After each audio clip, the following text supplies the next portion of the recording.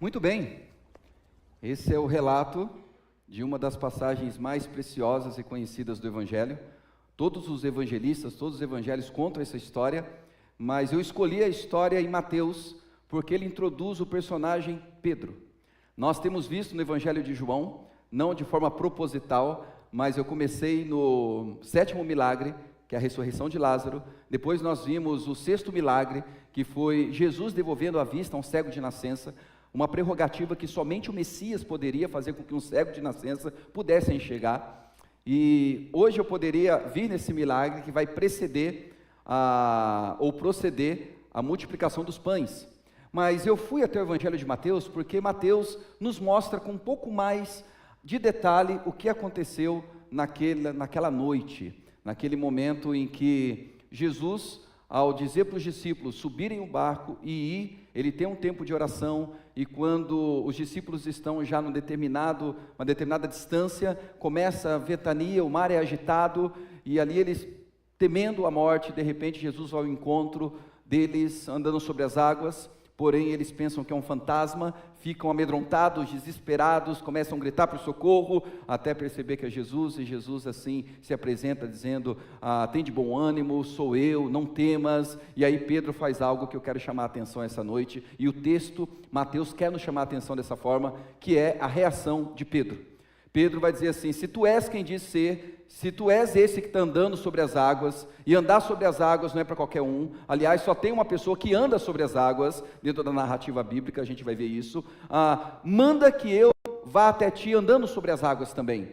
E de repente Jesus pede para que ele venha, e ele começa a andar, mas ele olha a força do vento, reparando a força do vento, começa a submergir, pede socorro, pede ajuda, pede para que o Senhor o salve, e prontamente, diz o texto, Jesus estende a mão, traz novamente, como nós cantamos, se o mar me submergir, a tua mão me faz voltar, a tua mão me ampara, a tua mão me tira. E assim, eles entram no barco. Jesus fala: por que a fé de vocês continua uma fé tão pequena? Por que vocês estão deixando que o medo domine tanto o coração de vocês? Olha tudo que vocês viram acontecer, e ainda assim o medo tem falado tão alto. E de repente a bonança, Jesus fala para que tudo se acalme, e agora eles olham para Jesus e reconhecem que Jesus é verdadeiramente o Filho de Deus.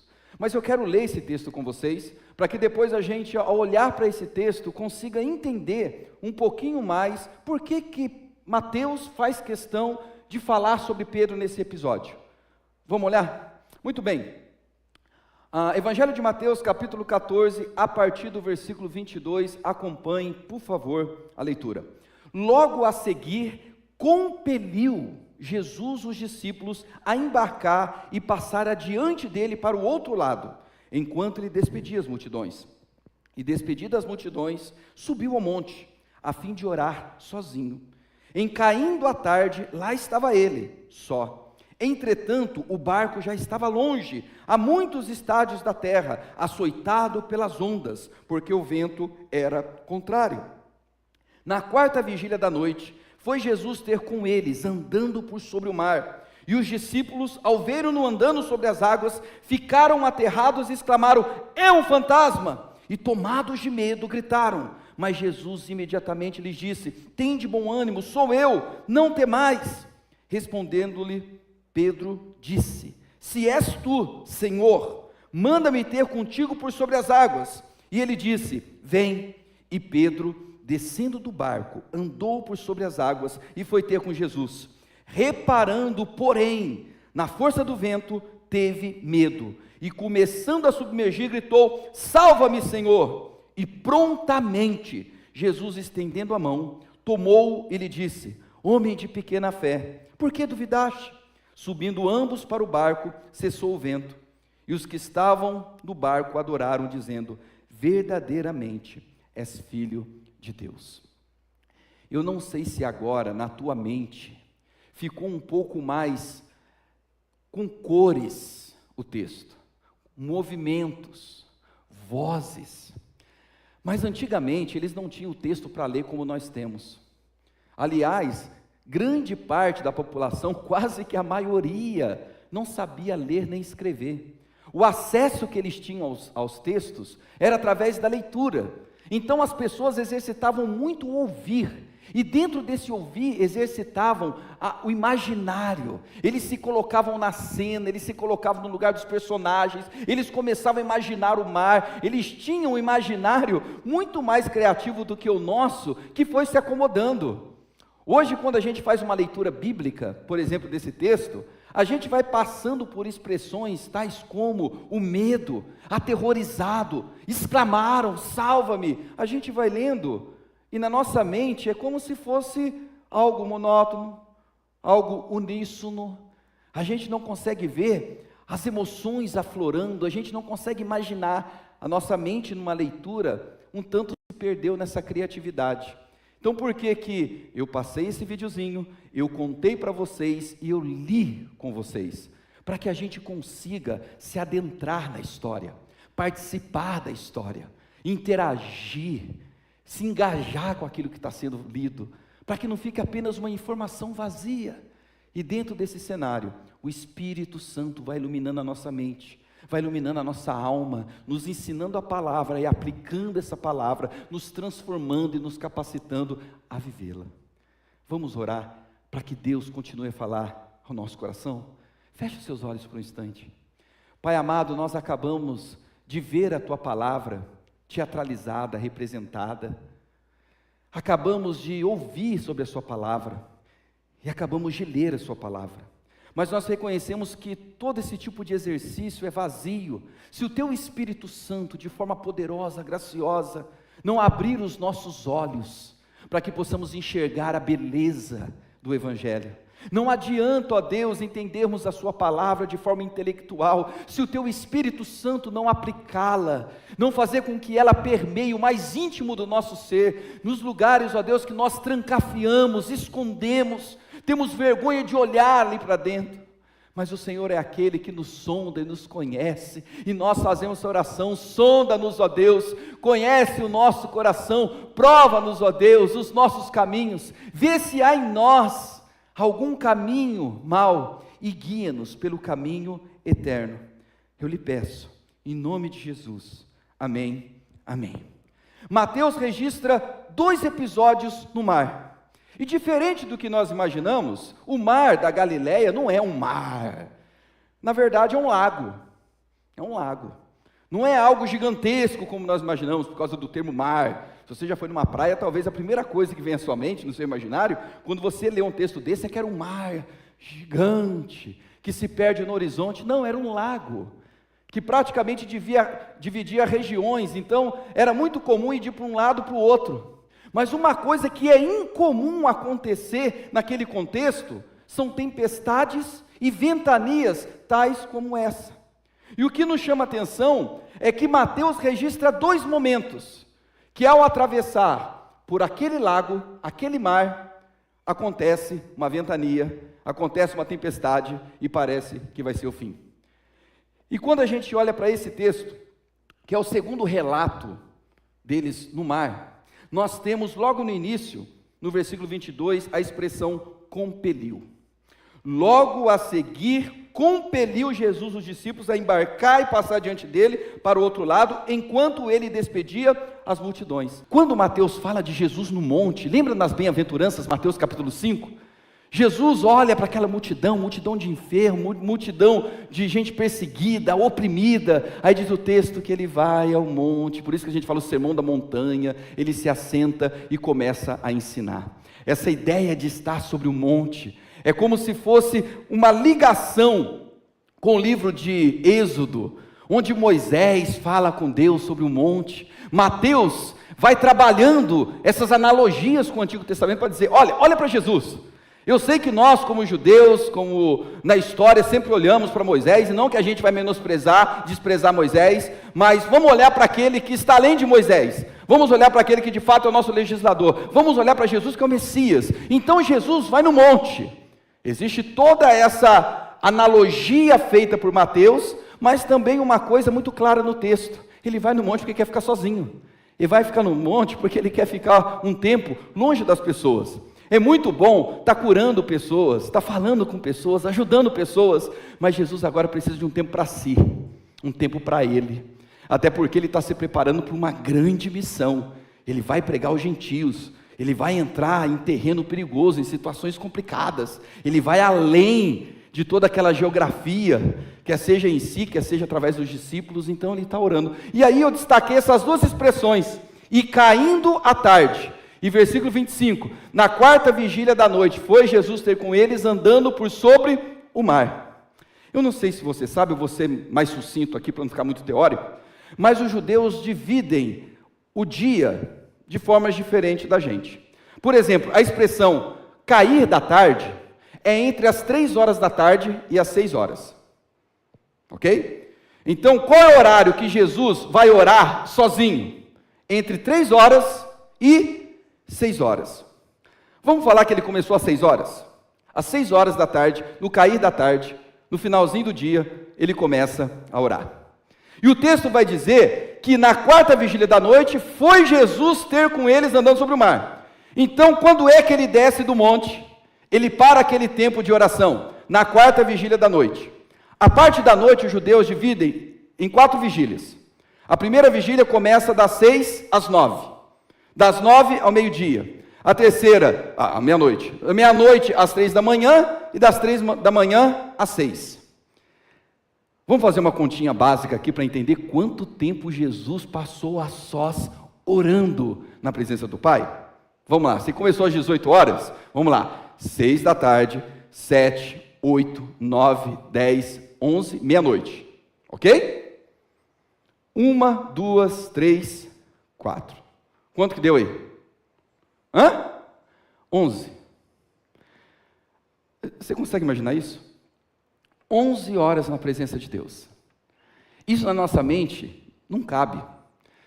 A gente talvez responderia assim: mas Jesus não conhece o mundo que eu estou? Jesus não sabe a quantidade de louça que eu tenho para lavar? Jesus não sabe como que é a nossa casa para poder colocá-la em dia. Jesus não sabe o que é você cuidar das crianças, cuidar da casa. Jesus não sabe o que é você acordar de manhãzinha, ir para a faculdade, chegar. Jesus não sabe o que é você acordar cedinho, ir trabalhar, ir às 6 horas, praticamente comer alguma coisa de male-male, entrar numa van, ir para a faculdade, chegar em casa meia-noite. Jesus não sabia dessa história.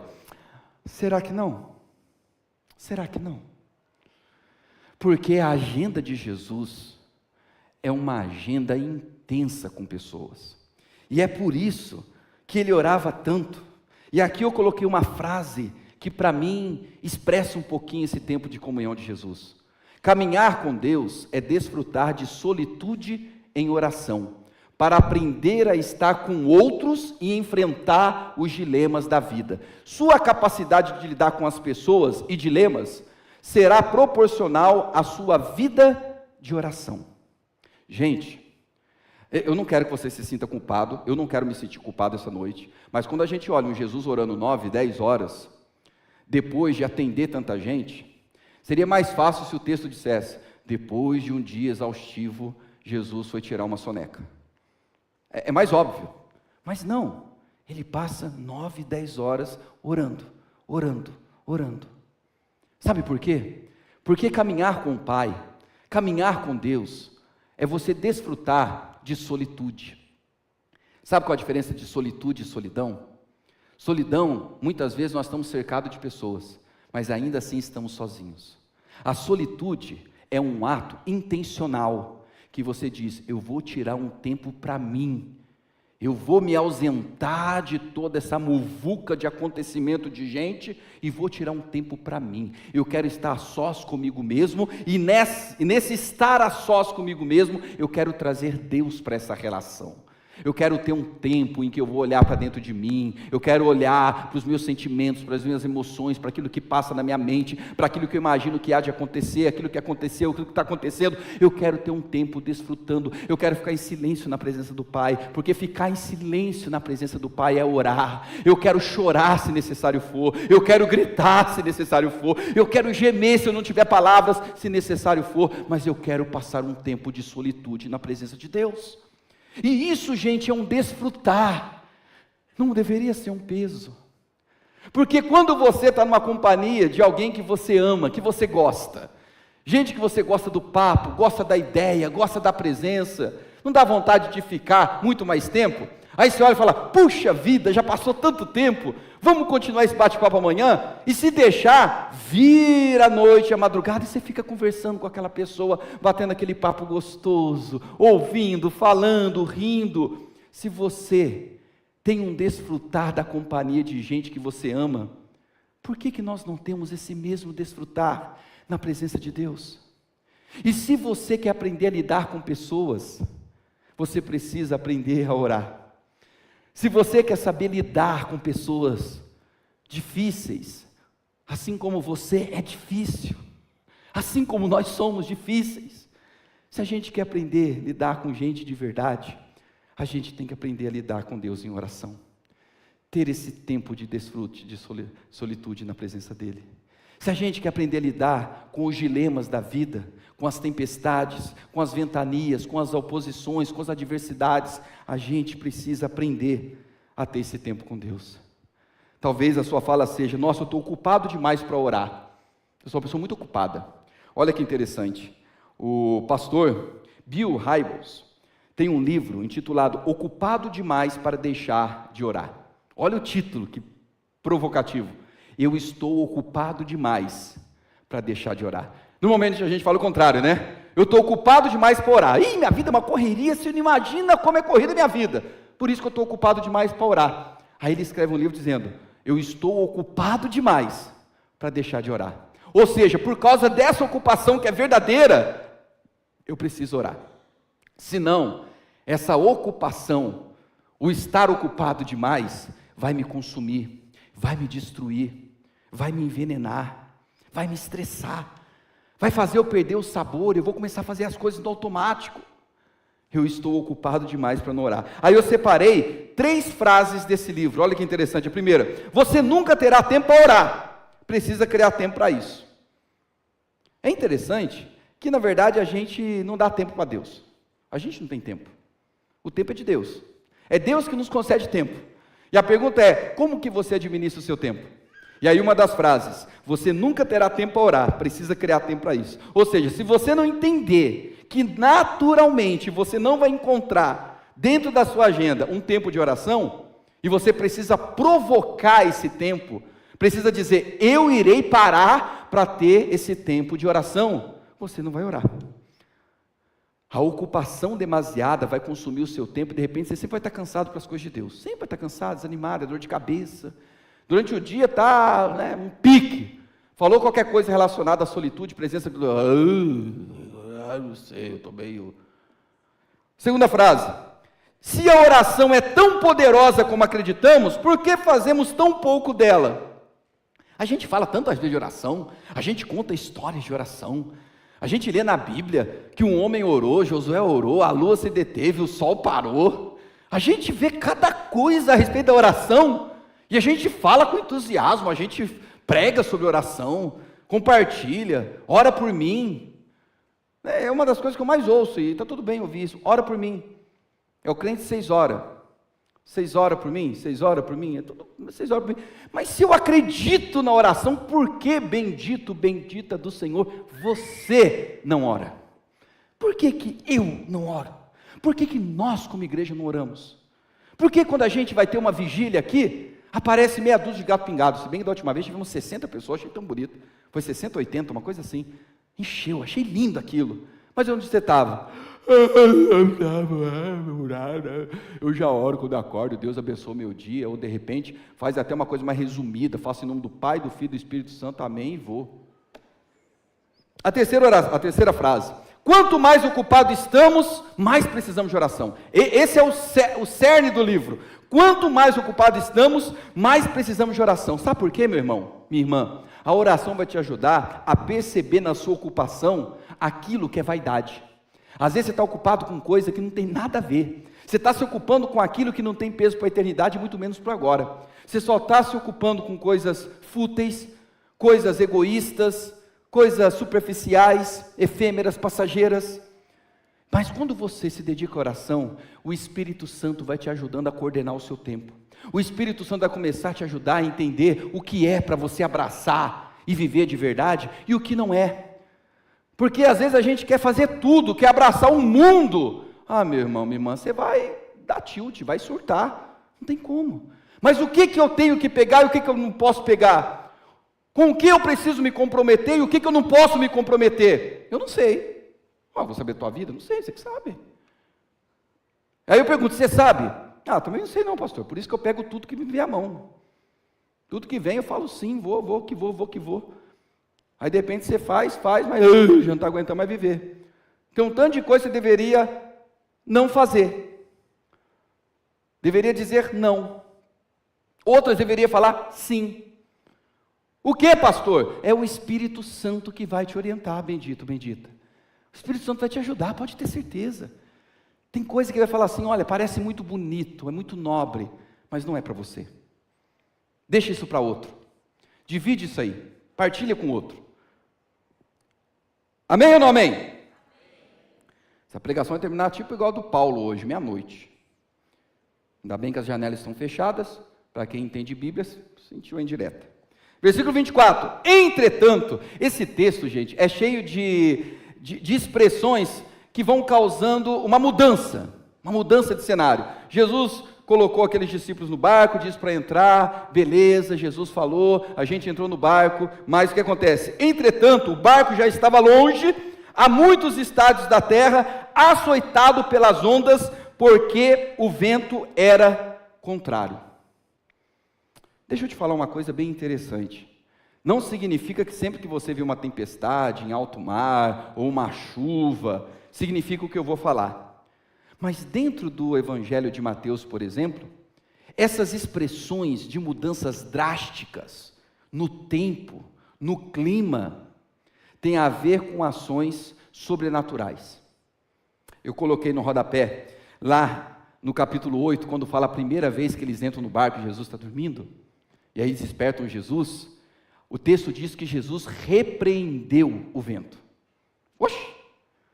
A pessoa nisso repreendeu o vento? Usando um jargão que pessoas usam aí, né?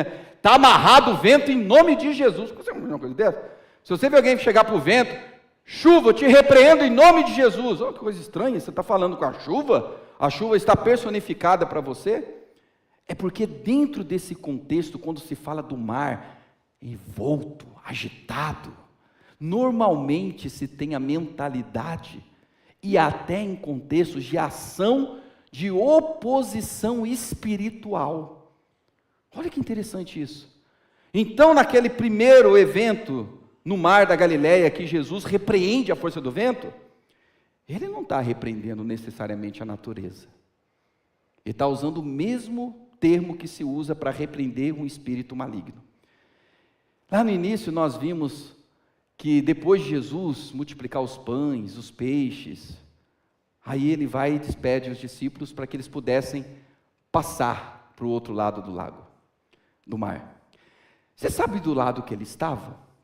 Você sabe o que estava na redondeza daquele lago? Se você volta umas páginas da sua Bíblia, ou do seu aplicativo aí, você vai ver um episódio que Jesus chega em Gadara.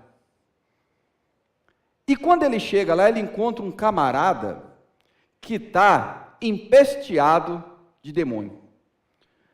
Prova que ele vai se apresentar aqueles espíritos que possuem aquele homem, que o fazia morar num ambiente de morte, num cemitério, se cortava, ninguém tinha força para controlar aquele rapaz. Vai ser identificado como legião. Existe toda uma questão aí também do Império Romano e tal, mas a quantidade de espíritos. E aí os espíritos rogam para que saiam, ao sair, fossem enviados para dentro dos porcos. E os porcos pulam aonde? Opa! E os porcos morreram aonde? No mar. Então essa ideia, essa conexão, é como se esses espíritos, é como se essa oposição espiritual continua tentando impedir o avanço da obra de Jesus na história. Então esses termos, o barco estava longe a muitos estádios, alguns kms, açoitado. Olha a expressão, açoitado pelas ondas. A expressão açoitado é literalmente como se estivesse flagelando, batendo no barco. Essa hora agora quem assiste Super Nerd não deve estar pensando, meu Deus do céu, Aqueles barulhos nas casas, pá, pá. É a ideia de como se estivesse pegando um chicote, pá, pá, pá, no barco. Aí vai dizer, há muitos estados até açoitado pelas ondas, porque o vento era contrário, uma oposição. O que a gente aprende com isso aí, irmãos? A gente aprende que vai se ter oposição, vai se ter toda essa realidade, mas existe uma outra, que foi Jesus ter com eles andando por sobre o mar. Então essa situação de oposição, das águas agitadas, de espíritos ali tentando impedir, talvez aí que faz um pouco de sentido até eles falarem, é um fantasma. São espíritos que querem talvez nos aterrorizar, nos enganar, nos afundar em alto mar, no meio dessa tempestade toda. Mas o Senhor Jesus, o texto diz, anda sobre o mar. Isso nos remete a Gênesis, quando fala que a terra estava sem forma e vazia, mas o Espírito de Deus pairava sobre a face das águas. Salmos fala sobre isso, do Deus que anda sobre as águas. Jó fala isso, do Deus que caminha sobre as águas. Então, quando eles percebem que é Jesus de Nazaré que está andando sobre as águas, muda completamente a concepção de quem Jesus é. Por isso que depois eles vão dizer, verdadeiramente, esse aí é o Filho de Deus. Sabe o que eu aprendo com isso, irmão e irmã? Quando Jesus vem, nada e ninguém pode detê-lo. Ele sempre vem no tempo exato dele, revelando a sua soberania. Vamos ler junto? Vai para fora, sabe, para aquele negócio sair assim. Se for em ácaro, você vai dar um se for espírito ruim, sai também. Mas vamos orar, vamos ler forte. Vamos lá. Quando Jesus vem, nada e ninguém pode detê-lo. Ele sempre vem no tempo exato dele, revelando sua soberania. Fala um amém, um glória a Deus. É isso, gente. Quando Jesus vem ao nosso encontro, não há quem impeça. Agindo Deus, quem impedirá? Quando Ele vai ao teu encontro, o livramento vem. Pode levantar diabo, pode levantar o inferno, ninguém detém a ação soberana daquele que anda sobre as águas. Mas Ele vem no tempo dele. É do jeito dele, mas o jeito dele é bom demais. O jeito dele vem no ponto da pedagogia. Todos esses milagres, a grande beleza não está no milagre em si, para que a gente possa reproduzi-los. Não que ele não possa, mas são milagres pedagógicos. É a pedagogia de Deus através do milagre. Aprenda isso. Se ele não chegou no tempo que você acha que ele deveria chegar, descansa o teu coração, bendito, bendita, porque ele vai chegar na bendita hora. Ele vai chegar, e quando ele vem, ninguém pode detê-lo, nem mesmo você. Aí eu coloquei um complemento, no rodapé. Jó, capítulo 9, versículo 8 diz, quem sozinho estende os céus e anda sobre os altos do mar. Essa é uma referência a respeito de Deus como sendo soberano. Então Jesus andar sobre as águas, não era tem nada que fazer, vou dar uma patinada nessa água, não tem barco, eu tenho que ir a pé. Não, tem algo muito especial sendo dito, e Mateus está puxando tudo isso para mostrar aos seus ouvintes quem Jesus Cristo de Nazaré é, ou quem Jesus de Nazaré é, o Cristo. Vamos lá, quase, não vou falar terminando que eu vou estar mentindo, quase, pega o versículo 26, reta final, essa reta pode ser. E os discípulos, ao verem-no andando sobre as águas, ficaram aterrados e exclamaram. Essa expressão aterrados, imagine todas as emoções afloradas, aquele desespero, aquela inquietação, e eles exclamaram, é um fantasma, e tomados de medo, gritaram, e aqui não foi uma coisa produzida, foi uma coisa espontânea. Tem hora que a gente grita, leva um susto, aqui, eles estão, diz o texto, aterrorizados, aterrados, amedrontados. e olham para aquilo que no primeiro momento eles não estão discernindo quem é, e acham que é um fantasma. Fantasma. É isso que o medo faz a gente ver. O medo desconfigura as realidades. O medo faz a gente ver fantasma onde não é fantasma. O medo faz a gente olhar em direção a Jesus e ver um fantasma no lugar de Jesus. O medo faz com que toda crendice religiosa venha à tona, nos causando espanto, nos amordaçando, nos oprimindo. Guarda isso, o medo desconfigura a realidade. E quando a gente vive esse aterrorizar, ficar aterrorizado, a gente passa a ver coisas que não existem, passa a pensar em coisas que não existem, tudo para pior. Ninguém com medo pensou uma coisa boa a respeito de si. Quando a gente está com medo, a gente não pensa coisa boa, a gente só pensa coisa ruim. Parece que o negócio veio igual uma avalanche. E aí eles vão dizer, é um fantasma, é um espírito que está vindo ao nosso encontro, é um espírito que quer nos afundar, é um fantasma que quer nos amedrontar. Pode ser aqueles espíritos que nós vimos saindo do gadareno, entrando no porco, o porco choar. Eles estão vindo ao nosso encontro, ou um deles está vindo ao nosso encontro. E aí depende, nós temos essa fala linda, poderosa, maravilhosa. Jesus imediatamente lhes disse, tende bom ânimo, sou eu, não temas. Essa expressão, tende bom ânimo, sou eu, não temas, usando as palavras do nosso professor, pastor querido Zé Roberto, nas nossas escolas dominicais, que se tornaram escola de teologia bíblica, que você está perdendo, e bem feito para você que está perdendo. A partir do próximo ano, vai ser uma reviravolta, eu sei que você vai vir.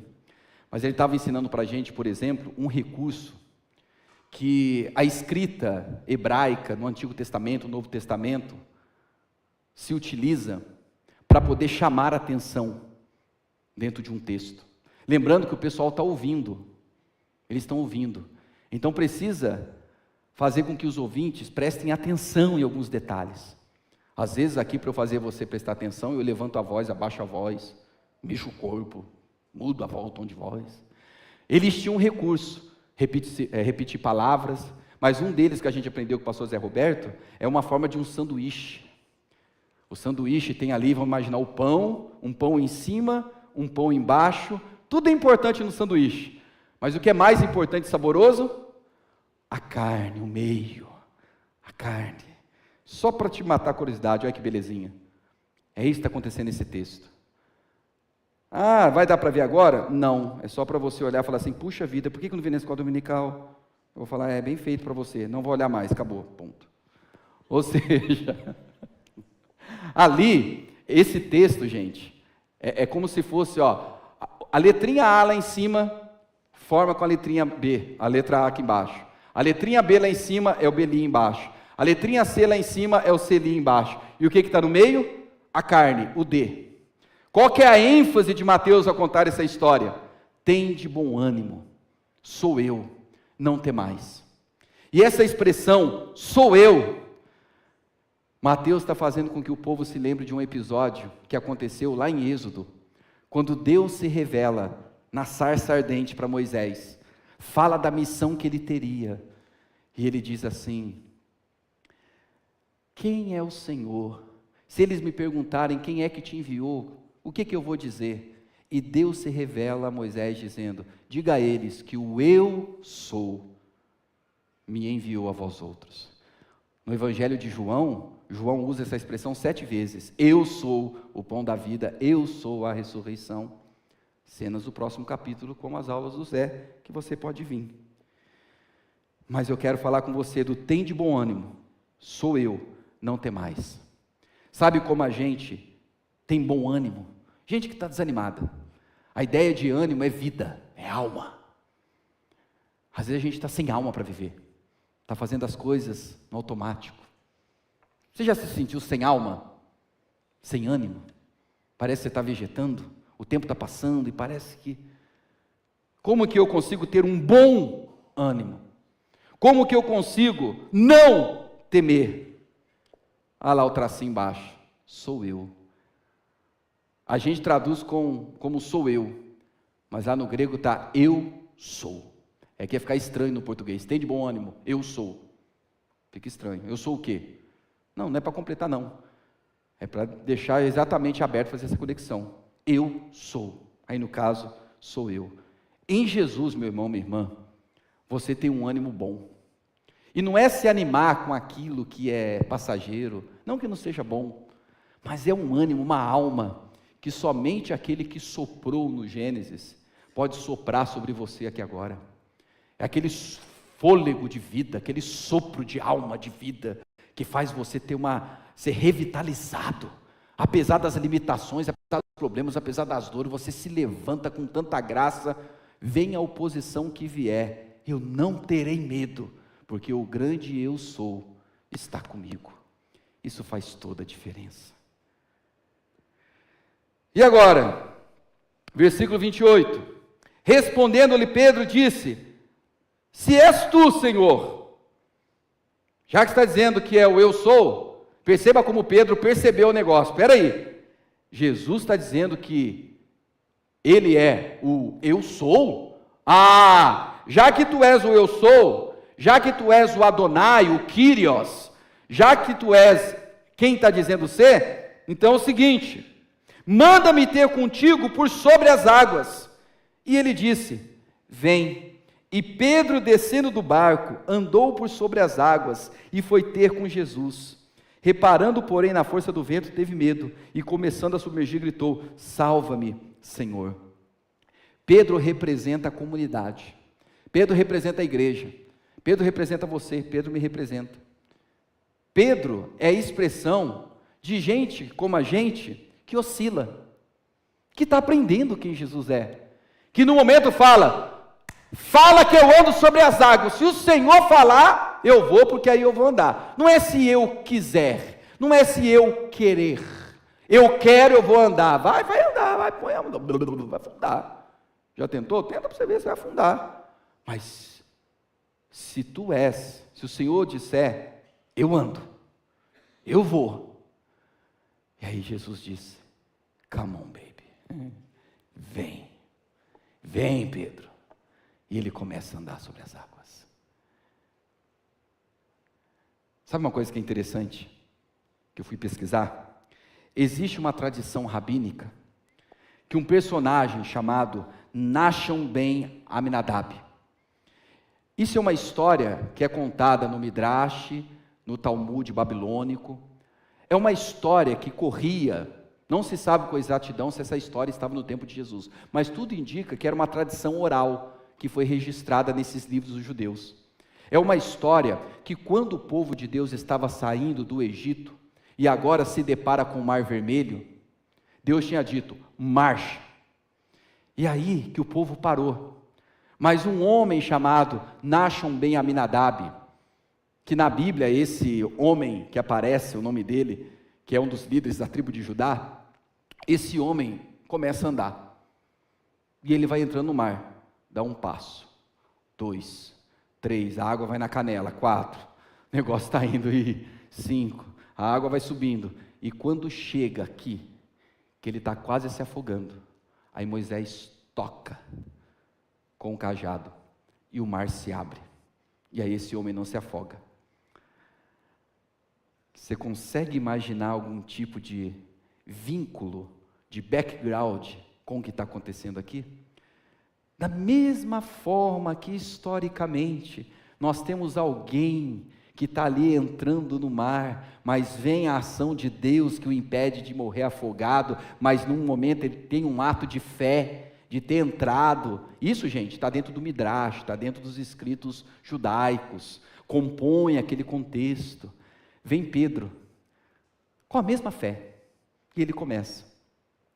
Só que o texto diz que Pedro, ao observar a força do vento, a força das águas, ele se afunda. E não é Moisés com um cajado tocando para o mar se abrir. Eu gosto dessa cena aqui, ó. É isso que acontece. Jesus insere a mão e puxa Pedro daquela realidade. Não vai deixá-lo se afogar, não vai deixar morrer. é aquele que coloca a mão e assim o faz. Você sabe o que eu aprendo nisso aqui, querido? Eu aprendo que no primeiro milagre, Jesus mudou a situação. Nós temos 2 milagres dentro do mar acontecendo aí com o agitar. Lá no primeiro milagre, Jesus muda a situação. Ele vai, é despertado, repreende o vento, repreende a força do mar, tudo se acalma, e aí ele fala: vocês têm pouca fé, hein? O que está acontecendo com vocês, gente? Vocês não estão vendo o que está acontecendo? Mas os discípulos não entendem, no final vão perguntar: quem é este que até o mar, o vento lhe obedece? Só que nesse que nós estamos lendo, no segundo, a situação não muda. No primeiro momento, o mar continua agitado, mas Jesus vem andando sobre o mar e fala para Pedro: vim andar com ele sobre o mar. Eu coloquei a seguinte frase: no primeiro milagre Jesus muda a situação, no segundo mantém a situação, mas faz Pedro andar sobre ela. Deixa eu te explicar uma coisa: tem coisas que Deus muda, tem coisas que Deus faz, e a gente olha a mudança e fala: que bom. Mas tem coisas que a gente olha e a mudança não aconteceu. O vento não parou, o mar continua agitado. Mesmo que a situação, a circunstância não mudou, a adversidade permanece. Jesus nos convida a andar sobre as águas. Jesus nos chama a andar sobre essa situação, mesmo que ela não tenha mudado. A grande questão: não tire os olhos dele. E o texto vai caminhar para o término dizendo: reparando, porém, na força do vento, teve medo. Mais uma vez o medo. Olha como repete a questão do medo. Mateus está preparando o coração daqueles discípulos, daquelas discípulas que estão ouvindo essas histórias, para que o medo não venha a impedi-los de viver tudo aquilo que Deus tem para a história deles. E o texto vai dizer: e começando a submergir, gritou: salva-me, Senhor. E aí nós temos: e prontamente Jesus, estendendo a mão, tomou-lhe e disse: homem de pequena fé, por que duvidaste? Subindo ambos para o barco, cessou o vento. Olha que interessante, isso aqui quando eu li, e ouvi também um pastor comentando, eu achei maravilhoso. Há milagres, apesar da pequena fé e dúvida. Saiu um acento ali no corretor. Ou seja, há milagres que acontecem apesar da nossa pequena fé e até das nossas dúvidas. Esse milagre não aconteceu porque eles tiveram fé. Pelo contrário, Jesus disse o que a eles? Homens de pouca fé. Por que vocês estão duvidando? Jesus podia dizer: já que você tem pouca fé, meu filho, parecendo é café, né? Pouca fé. Já que você tem pouca fé, não vou fazer milagre não. Vai morrer afogado no mar. Você não tem fé? Tua fé é pequenininha? Eu gosto de gente que tem muita fé. E não está errado você ter muita fé não, tá? Mas Jesus poderia ter simplesmente não feito nada por causa daquela fé pequena. Jesus poderia ter feito nada por causa da dúvida, mas ainda assim ele fez. Ele fez não por causa dos discípulos, mas fez por causa de quem ele é. Isso é maravilhoso no caráter de Deus. Isso chama misericórdia, chama graça. Tantas e tantas vezes Deus fez por nós e a gente nem acreditava que ele poderia fazer. Quantas vezes Deus já te deu livramento sem você até pedir pelo livramento e talvez até duvidar que Deus poderia fazer alguma coisa, e de repente Deus foi lá e fez. Você já não tem experiências assim para contar? Se a gente é mais marcado pela incredulidade, mais marcado pela pouca fé, mais marcado pelas nossas dúvidas, então, meu irmão, minha irmã, saiba que apesar das suas dúvidas, Deus continua sendo um Deus de milagres na sua história. Isso não é para legitimar e validar a sua dúvida a respeito de quem ele é. Apesar da tua fé ser pequena, Deus continua sendo um Deus de milagres na sua história. Não para validar a sua pouca fé, porque ele quer que você amadureça, que você cresça, mas porque ele é bom, porque ele te ama, porque ele não vai deixar você se afogar nessa tempestade. Ele prontamente vai estar ali. E para terminar, e os que estavam no barco o adoraram, dizendo: verdadeiramente és filho de Deus. Verdadeiramente és filho de Deus. Eu coloquei aqui embaixo o versículo do capítulo 8. A história do capítulo 8 termina não com uma afirmação, com uma exclamação, mas termina com uma interrogação: quem é este que até os ventos e o mar lhe obedecem? Mas depois de passar por esse cenário, agora eles estão confessando e exclamando: verdadeiramente és filho de Deus. É isso que acontece nas tempestades que a gente passa, nas situações que Jesus nos coloca. É para tratar esse coração amedrontado, é para fazer a gente crescer em fé. Eu lembro de uma canção que diz assim, eu quero que vocês cantem comigo. O finalzinho dela é meio assim, porque ela parece meio positivista, né? Muito triunfalista, mas o início diz assim: cada vez que a minha fé é provada, tu me dás a chance. As montanhas e vales, desertos e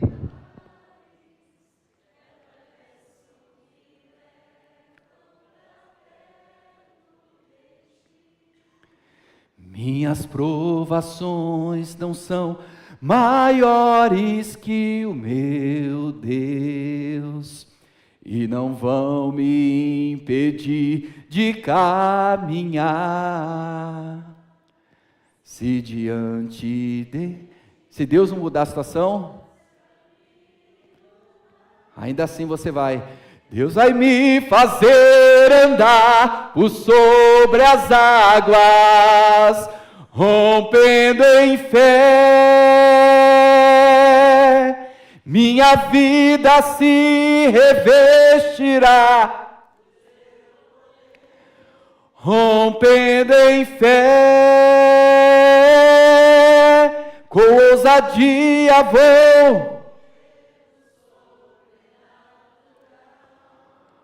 vou lutar e vencer, vou plantar e colher,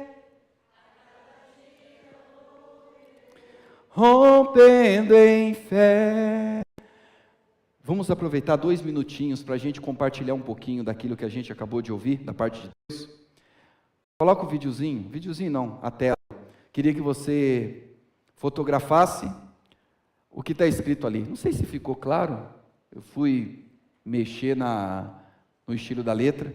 Se a tempestade não parar agora, tenha bom ânimo, ande sobre ela, um dia ela passa, não temas, Jesus, o Filho de Deus, está indo ao seu encontro.